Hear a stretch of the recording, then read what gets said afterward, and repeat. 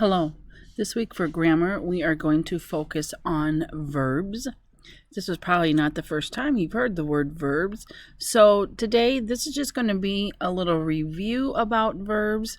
And then on the computers, on the desk in front of the chalkboard in this classroom, there are different activities and games that you can do regarding verbs and practicing verbs. Next week, we're going to dive into different kinds of verbs. But this week, we are just going to basically kind of review verbs. So verbs. A verb is a word that shows the action in a sentence. It says to whisper to your partner to tell them what a verb is, or you can just say it to yourself, or you could write it down. A verb is a word that shows action. These words are verbs because they show action. Jump, drink, called, ate, cook, wrote. They're verbs because they are something that you can do. Verbs are action words. They're words that you can do. They show action. Maybe you can whisper to somebody sitting next to you some more verbs that you could add to the list. A verb shows that someone or something is doing. The cat blank. Can you come up with a list of action verbs to end this sentence? What are some things that a cat can do? The cat scratches my little brother. Scratches would be the verb because it's the action that the cat is doing. The cat meows. The cat sleeps in the sunshine. Sleeps is the action verb.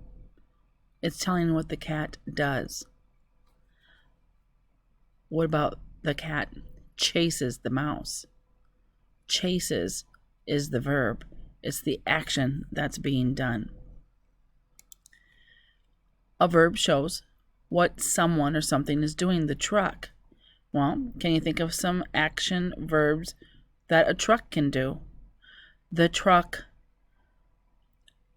bangs into the tree. Ooh, that's a bad example. But bangs would be the action. The truck roars into action. Roars would be the verb because it's what it's doing or what the engine of the truck is doing. So this says look around the classroom, but maybe you can just look around your house, look around your bedroom, make a list of actions or verbs that you see happening. You can just do this on your whiteboard. You don't need to do it in a notebook to turn it in. These are just some things that I want you to think about, and I want you to remember that a verb is an action word. An action word tells what someone or something is doing. Now, sentences have to have a verb in order for it to be a complete sentence. So, for example, the cat runs after the mouse. That's a complete sentence because it is telling what the cat is doing. It's telling the action. It has a verb in it.